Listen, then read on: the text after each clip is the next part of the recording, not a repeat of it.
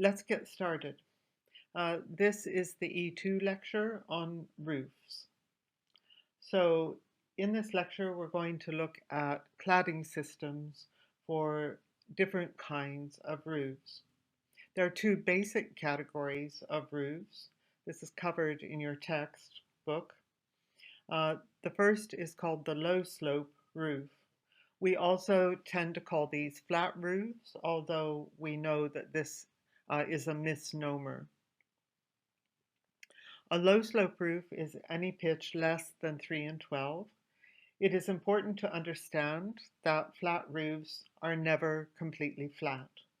The minimum recommended slope for a flat roof is 1/4 of an inch per foot, which is what you see depicted in the bottom drawing above the low slope roof text. The other basic kind of roof is what's called a steep roof. And a steep roof is any pitch of 3 and 12 or greater. Low slope or flat roofs obviously have more difficulty in shedding water than steep roofs. And so therefore, broadly speaking, each is waterproofed in a different way. A low slope roof needs a sealed system. That is, all of the joints in the roofing material have to be sealed to make the roof watertight. A steep roof can have small units of roofing material overlapped to shed water, and the joints in the overlapping units are not sealed. The water is shed through the overlapping and the building up of multiple layers.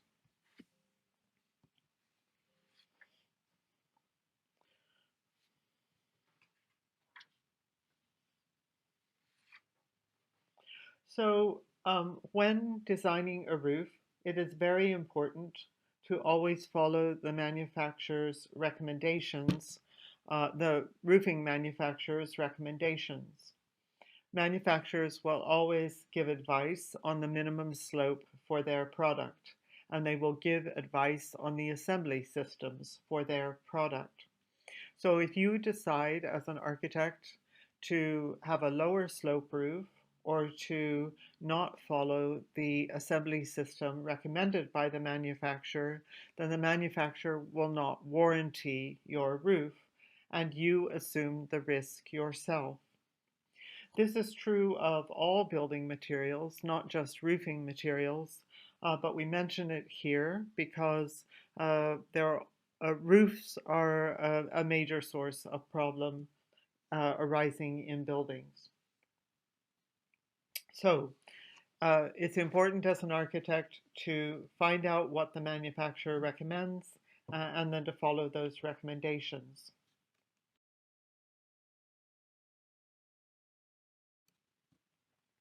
There are 3 types of roof assemblies in principle, and these 3 types apply to both low slope and steep roofs. The types are determined by the location of the insulation and the waterproof membrane relative to the roof deck.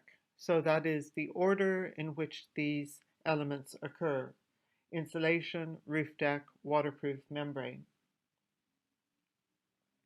So the first type of assembly is the cold roof.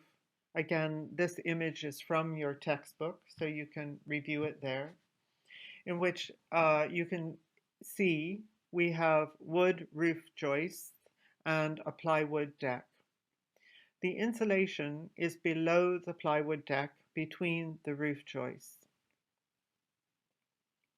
So it is inside the roof deck. And the waterproof membrane then is on top of the roof deck, on the outside face. Because the roof deck is outside the insulation, it will always be cold in the winter. That's why this is called a cold roof. But it keeps us warm and dry inside. In the warm roof assembly, we have the same roof joists and the plywood roof deck, but now you can see that the insulation is on top of the roof deck. and the waterproof membrane is on top of the insulation. So now the roof deck is kept warm in the winter, and hence the name warm roof. The third typical assembly, where we have the roof joists and the plywood deck again, the first layer on top of the plywood roof deck is now the roof membrane, and on the insulation is on top of the roof membrane. So this is called a protected membrane or upside down roof, where the insulation is above or on top of the waterproof membrane. So why is this a good system? The advantages of this particular assembly are that the waterproof membrane is under the insulation and therefore protected from extreme changes of weather, from severe weather like hail. It's protected from the damaging effects of ultraviolet light from the sun. And so an upside down roof prolongs the life of the waterproof membrane. So this kind of roof assembly will have a longer life expectancy and lower life cycle costs that will have to be replaced less frequently. A note of caution about insulation products. Uh, Only some insulation products are suitable for warm and upside down roofs, uh, which is to say, the insulation on the outside of the roof deck is going to get wet, and so it has to be rigid styrofoam insulation. In a cold roof, we can use batt insulation because it's inside the building and it's not going to get wet.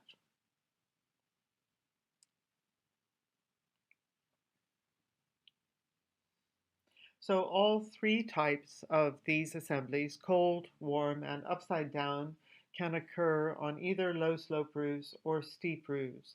And what we see in these images is all wood framing, but these same principles apply with, say, a concrete roof slab or a steel roof deck.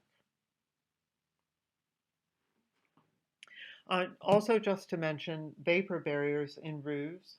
As in wall construction, vapor barriers in roofs should occur on the warm side of the insulation, and this is from the standpoint of cold weather in our climate. And so the warm side of the insulation will be on the inside of the building. And so if we look at the cold roof then, the vapor barrier will be on the underside of the insulation. If we look at the warm roof, the vapor barrier will be on the underside of the insulation. And if we look at the upside down roof, the vapor barrier will also be on the underside of the insulation, in the same location, in this case, as a waterproof membrane. Let's look at a few examples of different roofing materials with these same principles. So this is again a wood system with wood joists. You can see batt insulation inside under the roof deck. You can see the plywood deck, and on top of the deck now, the waterproof membrane. Here we have a warm roof that, where we start with a concrete slab for our roof. Then on top of that is the rigid insulation, and above that is the waterproof membrane. We, of course, and you can see there's a thin layer of gravel here to protect the waterproof membrane and also to ballast it or to weigh it down to prevent roof uplift. On the bottom image, we also see a warm roof assembly, but this time with a corrugated steel deck. Then the next layer up is the rigid insulation, and the roof membrane is on the outside, this time with no gravel to protect it. So then if we look at the protected membrane roof on the right, we start with the same concrete slab as the image on the left, but now the first layer is the waterproof membrane. This is protected then by the insulation on top of it. And in this case, we certainly do not want to see styrofoam insulation on the roof of our building. So this is ballasted with a thick layer of gravel. So now this waterproof membrane is protected from extreme weather conditions and from the ultraviolet light of the sun. So if we wanted to look at uh, an assembly, a building that has an upside down or a protected membrane roof, the image on the right shows that. So the roof deck here is precast concrete planks, cellular planks with circular holes in them. Then on top of that is concrete topping that is laid to a slope to give us the roof slope. Then the waterproof membrane, then rigid insulation, and a thick layer of gravel ballast.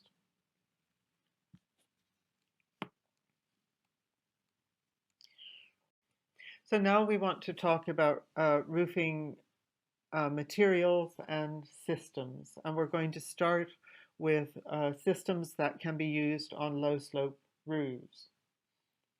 So you remember that we said that any roofing system used on a low slope roof with a pitch of less than 3 and 12 has to have a sealed joints, be a sealed system. So there are three ways of doing this. The first is what we call a built-up roofing system, BUR. The second is a single-ply membrane. And the third is a fluid-applied membrane or liquid membrane. All of these systems have sealed joints. So what you see in this image is the built-up roofing system, and sometimes this will be noted on drawings as BUR. So the built-up roofing system is made up of asphalt saturated roofing felt, and this roofing felt comes in rolls that are about 3 feet wide. And this is then mopped onto the roof deck with hot tar. And so when you see a pickup truck on a building site with an oil drum on the back of it, with a fire under the oil drum, this oil drum is full of tar that's being heated up to mop on the roofing felt for a built-up roof system. And this can be built up in overlapping layers ranging from 2 to 4 to even more layers. The more layers, the longer the roof life, and the fewer the layers, the shorter the life, and the less expensive the roof.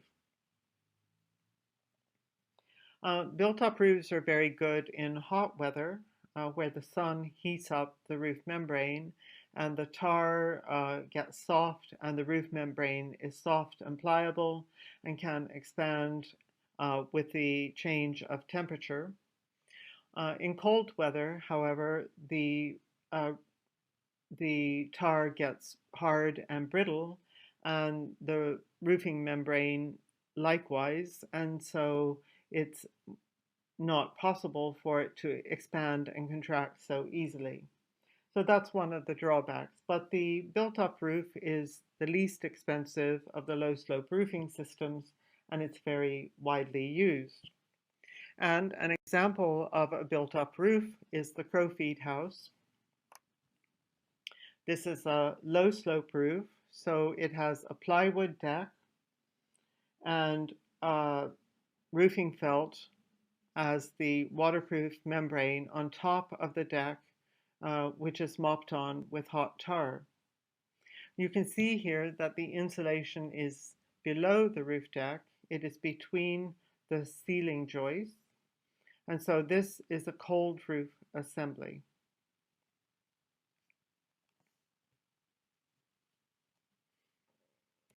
The second type of flat roofing system is a single ply membrane.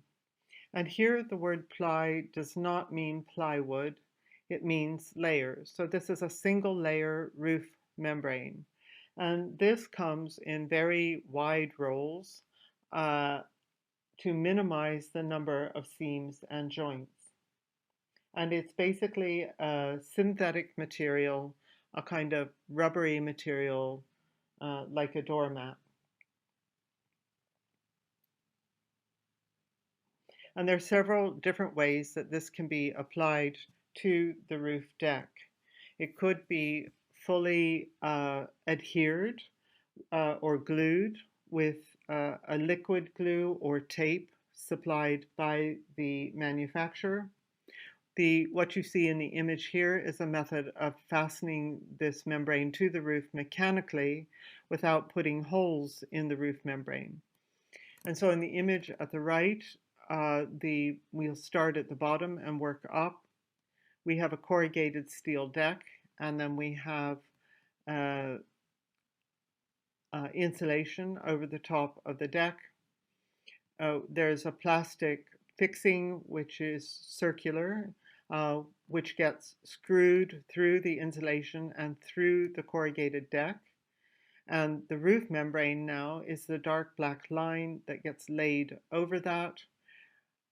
Then there's a snap cap that fits over that and hides the screw fixing and covers the roof membrane. And then there is another screw on cap over that.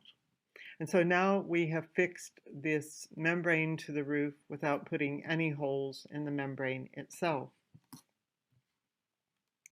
The Berkowitz house is an example of a single ply membrane roof.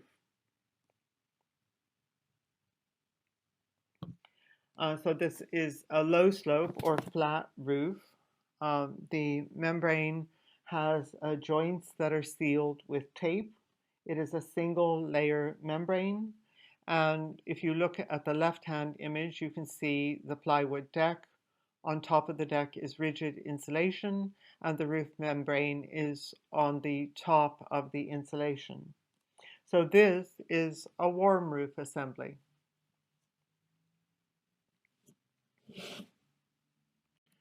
The third type of system for low slope roofs is fluid applied membranes. This means that the waterproofing membrane is either sprayed or painted on. And what you see here is the Experience Music project in Seattle by Frank Geary, in which the forms are continuously curved surfaces. They're very complicated, and this would be very difficult if we had to use a flat material that required seams. And so a liquid waterproofing then provides a seamless roof membrane. And so the white surface that you see here is the painted, sprayed on waterproof membrane. This, of course, is not going to be visible in the final building. You can see the metal cladding that is covering it being installed in the image.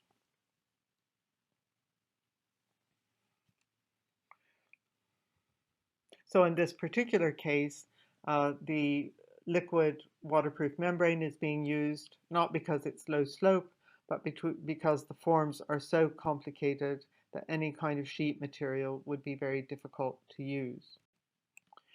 So strategies for draining water off of low slope roofs. There are two general principles. One is to have internal outlets, which are somewhere in the middle of the roof, and the other is to have external outlets that come out through the facade. So the most typical strategy is to have internal outlets. The roof is then sloped toward the center or toward the middle of the roof. And so that's what you see in the left-hand image. A hole is cut in the roof deck, and the waterproof membrane is placed on the roof, and it's turned down into the hole and overlapped with a rainwater pipe below. And that rainwater pipe now is going to be concealed inside of a wall or a vertical chase.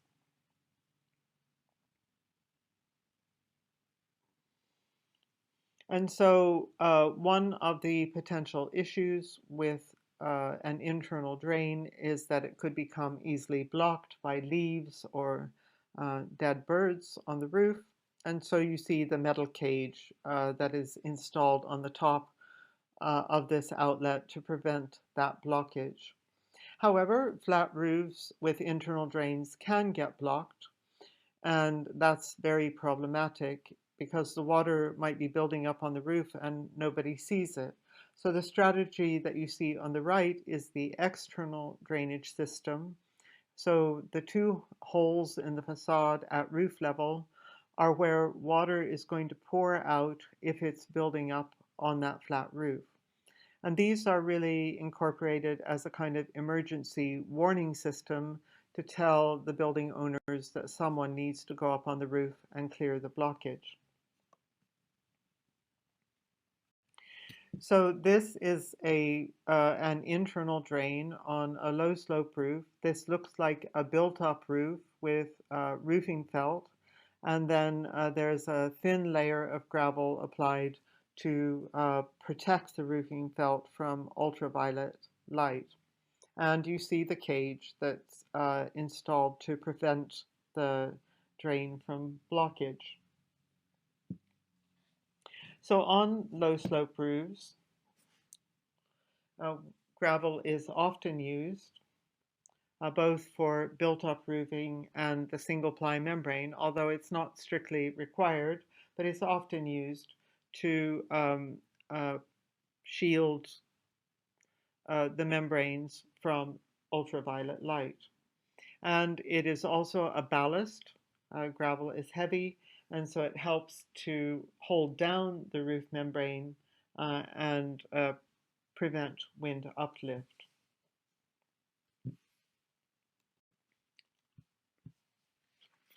So uh, there's a lot of interest in green roofs now because of the increasing focus on issues of sustainability. So what type of assembly is a green roof? Is it a cold roof, a warm roof, or an upside down roof? In this drawing, you can see that if we start at the bottom with the slab, the red dashed line is the waterproof membrane with the insulation on top, and then a geotextile filter and soil and planting on top of that. So a green roof is an upside down roof, a protected membrane roof, and this means that the waterproof membrane is going to have a longer life. Green roofs are being increasingly used these days, but it's not a new idea. They originated hundreds of years ago in Scandinavia, and there are also historic examples in Japan and in many other countries. This is an example of a green roof at the thermal baths in Balls by Peter Zumthor. And the green roofs offer many environmental advantages. So one, they replace the ground that has been occupied by the building. So when we're reducing the amount of vegetation in the world and replacing it with buildings, we're causing environmental damage. And so a green roof can replace the area of the ground that is occupied by the building.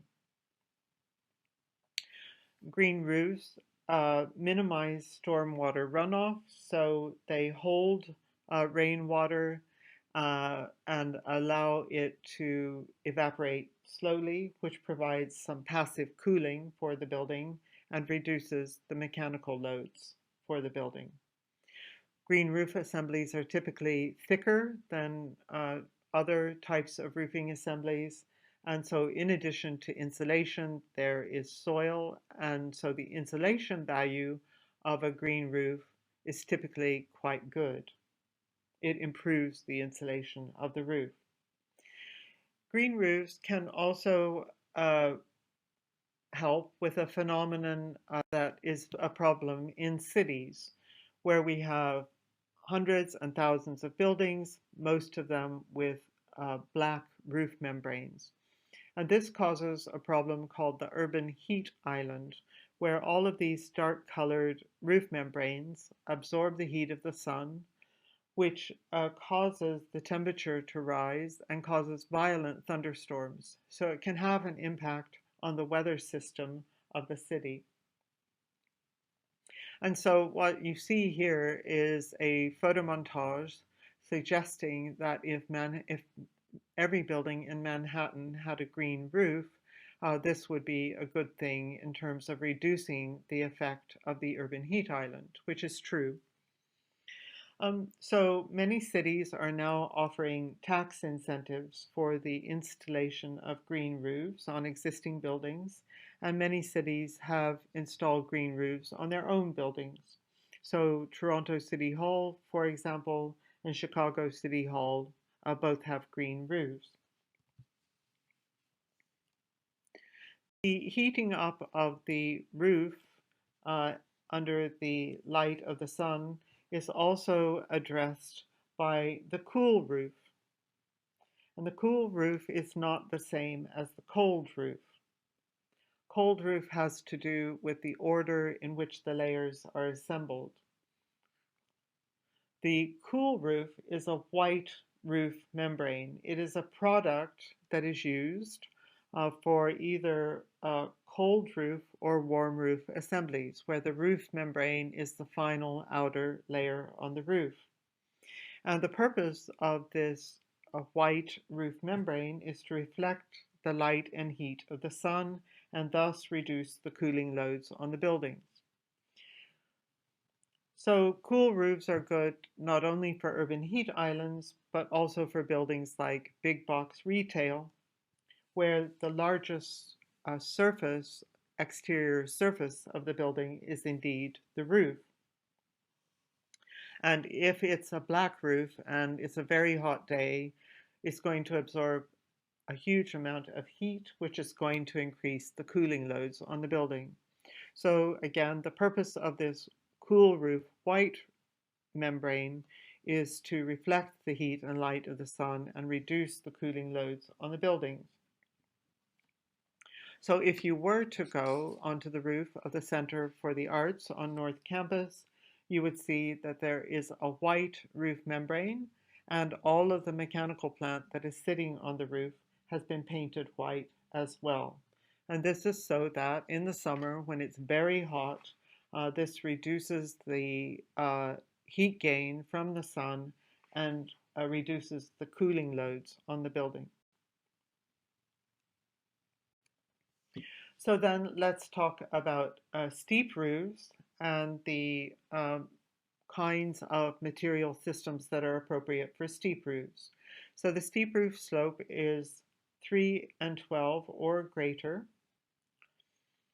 And uh, one thing I should say about low slope roof materials is that they're generally not visible from the ground or from the street because they're hidden behind the building facade. And most low slope roof systems are not designed to be seen. They're not very nice to look at. And so when we have steep roofs and the roof surface becomes visible from the street on the outside of the building, then we have to think about more about what the roof looks like, and we want to use materials that are appropriate.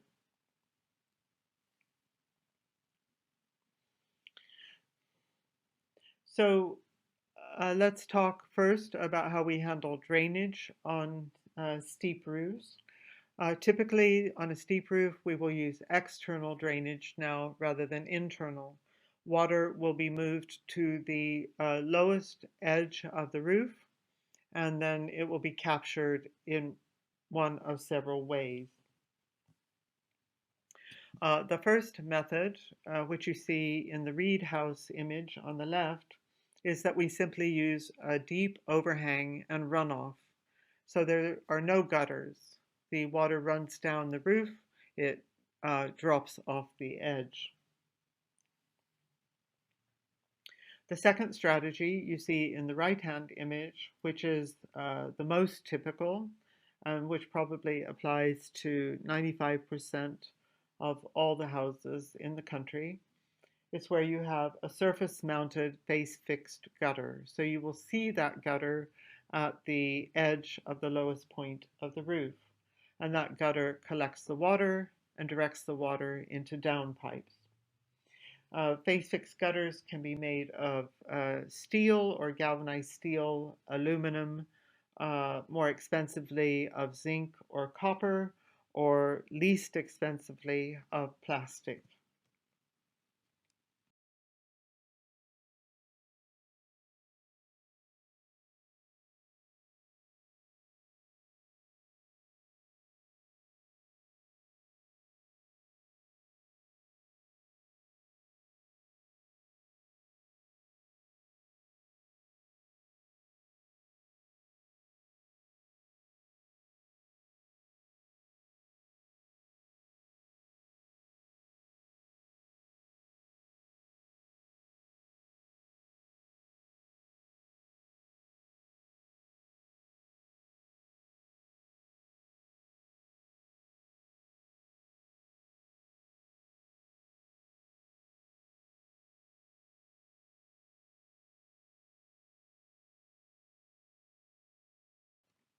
A third strategy is what we call a built-in or secret gutter, and it's called secret because it's pushed slightly up the slope of the roof and it isn't visible at the lowest edge of the roof.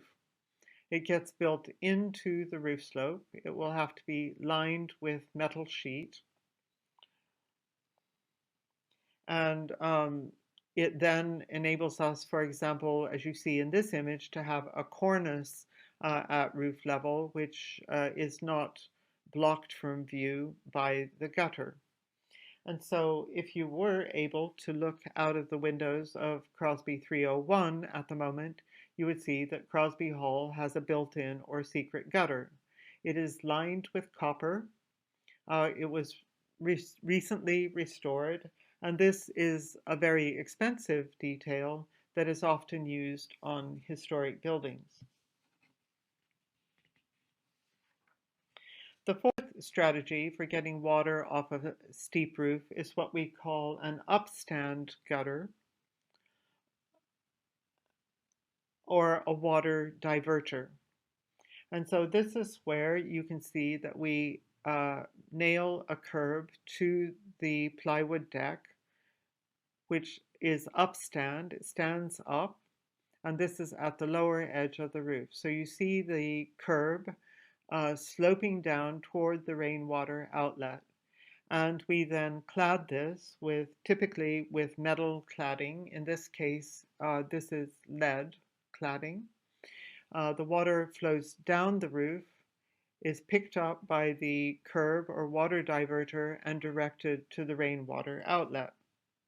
So this is a nature study center, and the architects wanted to emphasize the collection of water and how rainwater is being handled. And so they have designed this as a special detail for this building.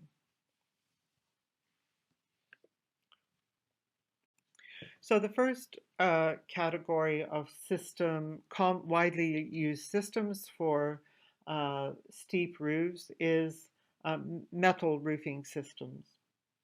And these are seamed roofing systems.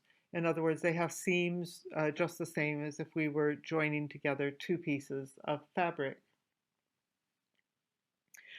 So for these systems to work, the slope has to be 3 and 12 or greater. The metal here is very thin. It's not doing any structural work, and so it has to be continuously supported. So this metal is cladding only. And the typical buildup is that you have a plywood deck, you have building paper on the plywood deck, and then the metal roofing cladding is applied to that surface. So it's totally supported by the plywood. Broadly speaking, there are two types of seamed metal roofs. The first are site-made seams, which requires highly skilled labor and usually involves more expensive metal. And the second is factory-made systems, which are machine-made, manufactured systems, usually using less expensive metals.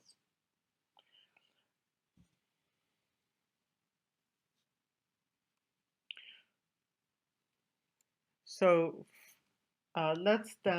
so for site-made seams, the most common metals used are copper or lead-coated copper. And this is because lead and copper are both very soft and malleable, and so they can be bent and folded on site. For factory-made systems, typically other metals are used, like galvanized steel or zinc. So these might be the silver color of galvanizing, or they can also have colored coatings applied. But the steel and the zinc are not soft metals. They are less malleable and they are harder to work. So all of the bends and folds are mechanically made in a factory. There are three kinds then of handmade or site-made seamed roofs. So what you see on the left is called the standing seam, and this is most common. And the way this works is that you have the plywood roof deck, and then you lay building paper or tar paper on the roof deck. And then you can see at the right-hand side of this image the metal cleats, which are short pieces of metal that get nailed to the roof deck. And then the metal roofing comes to site in pre-made trays, and a tray is offered up to both sides of the cleat, and all three elements, the cleat and the two pieces of metal, then are folded over a couple of times, and the seam is left vertical or standing. And this is for visual effect. If you want to see a sharp, thin line on your roof, you use a standing seam. So this is the same way that you would join two pieces of tin foil together if you were roasting a turkey. On the right is exactly the same system with the metal cleats, two trays of metal offered up to each side of the cleat, and all three elements then folded over. The only difference is that at the end of the process, the seam is folded over flat. It is not left standing. And this is a visual decision. It's no different technically. It's just has to do with the visual appearance of the roof. The third way of doing this is what we call a battened seam roof. And this is where you want to have a very chunky joint visually. This is again a visual decision.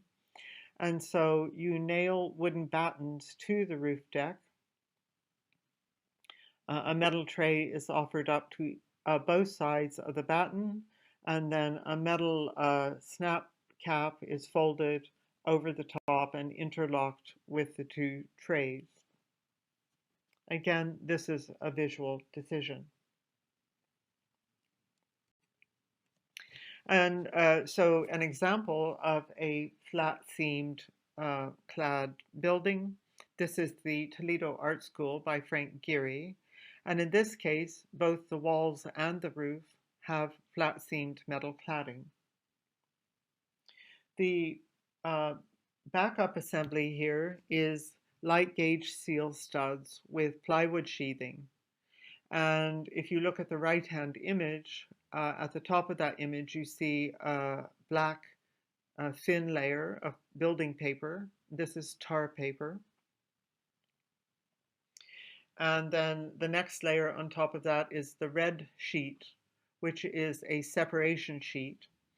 And this is so that when the sun heats up the metal roofing and wall cladding, it will heat up the tar in the tar paper too. And you do not want the metal to stick to the tar paper because that would restrict its ability to expand and contract. So the separation sheet prevents the metal cladding from sticking to the building paper. Then you see the metal cladding. This comes in pre-cut sheets to site, pre-cut trays, and there will be cleats nailed to the surface, 2 trays offered up to each side of the cleat, and all 3 elements folded over together, and then the entire seam folded over flat. This particular metal is lead-coated copper. So you say, well, why do architects want to use lead-coated copper? In this particular case, Geary wants the appearance of lead, which is gray, but lead is very heavy. Copper is much lighter in weight, so by doing lead-coated copper, you get the appearance of lead with less weight.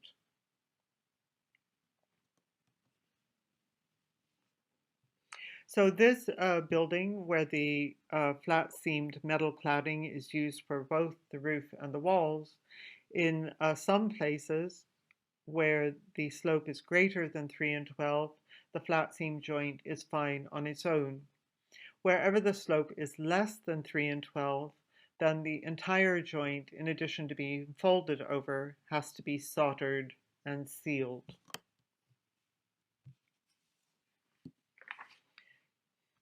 You can see then that the appearance of the lead-coated copper and this flat seam jointing system is very crisp and precise on the site. And you get a very smooth surface. The streaking that you see on the right-hand image is the lead in the process of weathering, and that will even out over time. The Stretto House by Stephen Hall, the curved roofs are also flat-seamed, lead-coated copper. Again, for the same reason. Copper is lighter in weight, it's very malleable. All of these joints have been made by hand on site, and the lead then gives it the thin coating of lead gives it the desired color and appearance. You can see here that the edges of this roof, the fascia, which is the edge detail, is double curved. So these are complicated handmade details.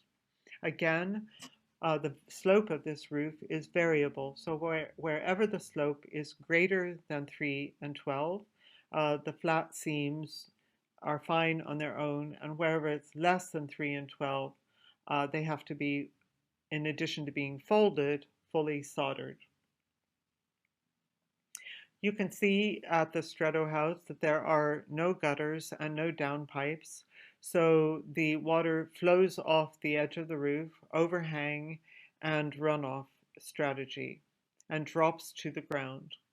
And this, of course, is intentional because we know that there is an idea about water flowing over the dams, which has shaped the form and the material systems of this building.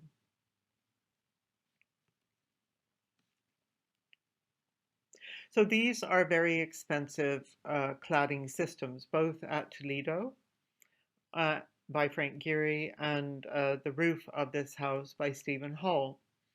At the other end of the spectrum, we have manufactured metal roof systems.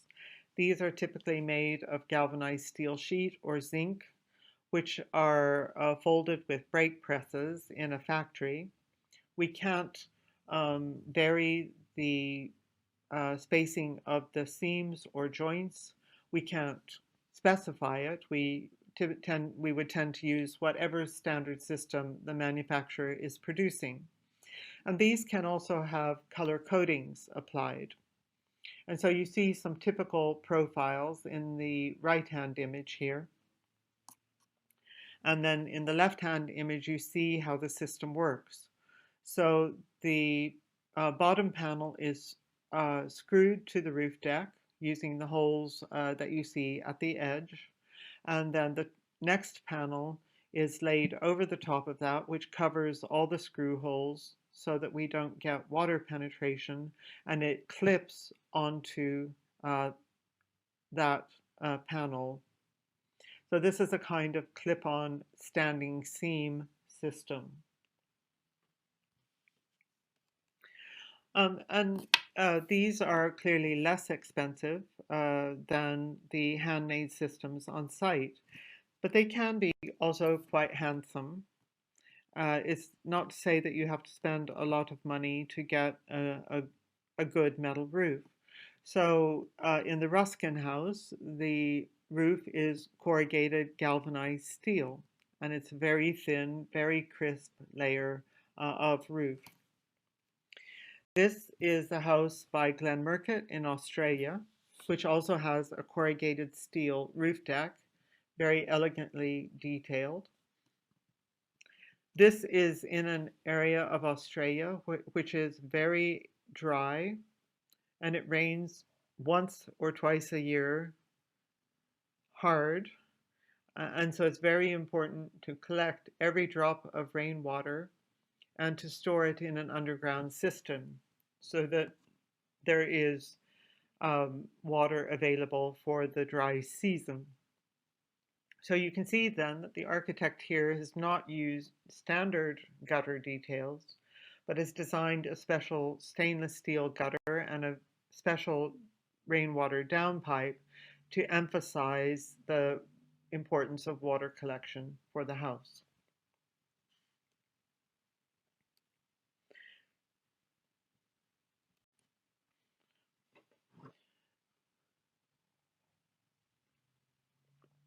The second family of material systems for steep roofs is what we might call shingles. Shingles includes mineral felt shingles, shakes, which are wooden shingles, slate assemblies, and clay tiles. And the definition of shingles, according to your textbook, is a small unit of water-resisting material that gets nailed onto the deck in overlapping layers. And so if you look at the bottom image, the terminology of slates and shingles is E is the amount of exposure of the shingle. That is how much of the shingle we see on the finished roof. And then that is directly related to the amount of overlap. So using the same size shingle, we can vary the amount of exposure and overlap. So if we have a steep roof where the water is going to run off more quickly, we might be able to have more exposure and less overlap. But where we have a lesser slope, let's say it's a 3 and 12 slope, it's still what we would call a steep roof, but it's really at the bottom end of that spectrum. So with a 3 and 12, we would have more overlap and less exposure.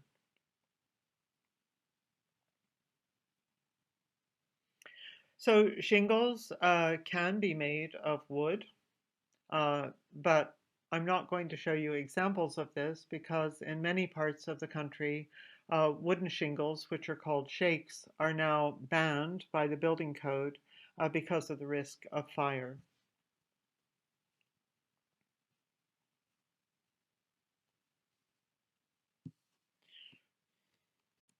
So the most widely used shingle system is asphalt shingles.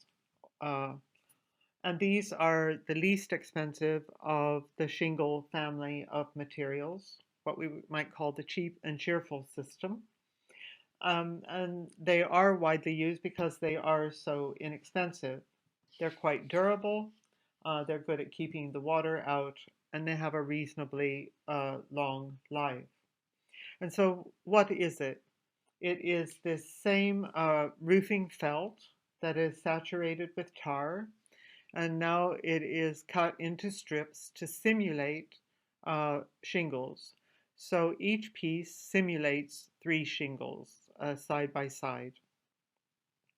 And then various colors of mineral granules are then applied to the top surface and embedded in this asphalt.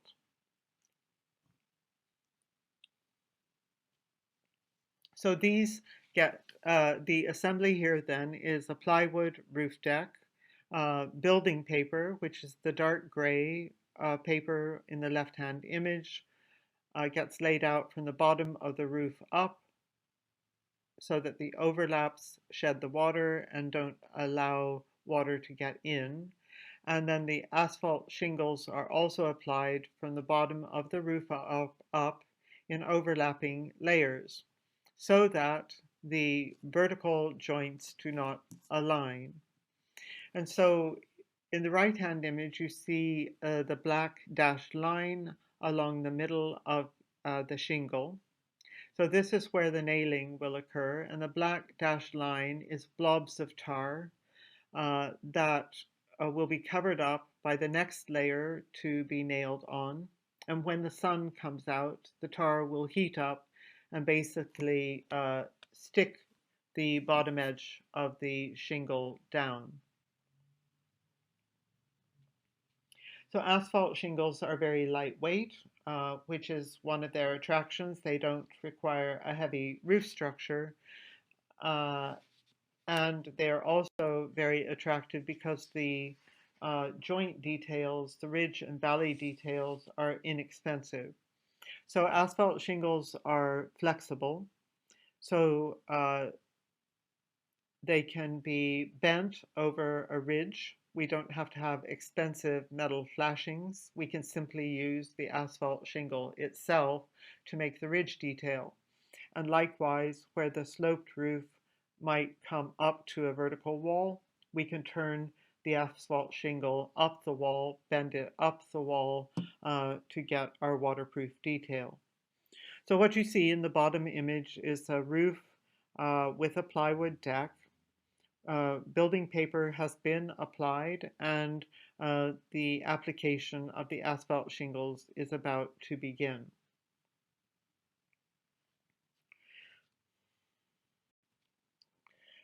This is a slate roof. So slate is rock that in its geological formation is made in very thin layers. So then these thin layers can be extracted and made into shingles. Each shingle will be hand cut and will come to site with two holes drilled in it at the top. There will be a plywood deck, building paper, then there are wooden battens laid horizontally on the roof deck, which are nailed to the roof deck, and then the shingles get nailed to the battens. Slate roofs are very heavy, and so they require a substantial roof structure. Making the slates, cutting them by hand, and drilling the holes is very expensive. So this is an expensive example of a shingle type roof. But again, these will be laid from the bottom of the roof up in overlapping layers so that the vertical joints do not align. And the joints remain open. They're not sealed in all of these shingle examples. And the waterproofing is achieved through the overlapping of multiple layers. You can see this is the image that we looked at before, that at the bottom edge of this roof then the shingles are stopped about 2 feet up from the lowest edge of the roof. And this is that upstand gutter or water diverter detail. In this case, the silver material that you see is lead sheeting. So that wraps up our quick walk through roofing enclosure systems. Thank you very much.